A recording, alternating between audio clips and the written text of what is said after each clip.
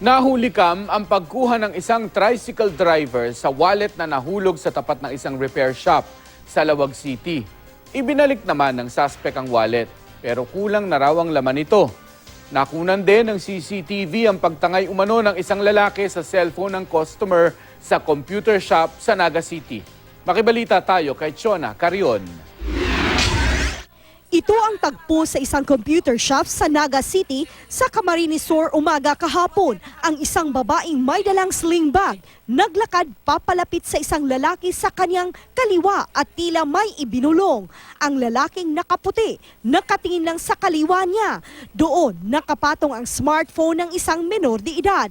Tumayo lang saglit ang menor de edad at naiwan doon ang cellphone. Tumayo ang lalaking nakaputi.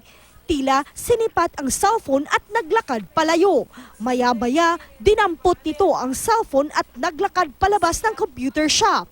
Ayon sa isang staff ng shop, natandaan niya umano ang mukha ng lalaki at kaya niya itong kilalanin kapag nakita niya ito ulit.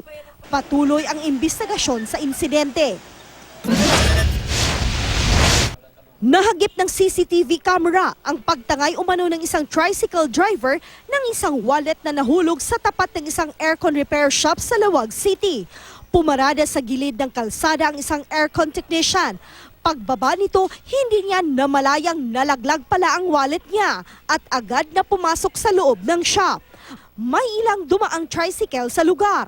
Ang isa sa mga ito bumalik at agad na dinampot ang wallet. Agad itong kumaripas palayo. Agad na natunton ng aircon technician ang tricycle driver dahil kitang-kita sa CCTV ang sidecar number nito. Ibinalik naman daw sa kanya ang wallet pero 100 piso na lang daw ang laman nito. Bago raw ito nawala, 2,000 piso raw ang laman nito. Wala na raw siyang balak magreklamo dahil naibalik naman daw ang wallet at kompleto ang mga card at mga dokumento dito. Chona Carion, Nagbabalita, Pilipinas.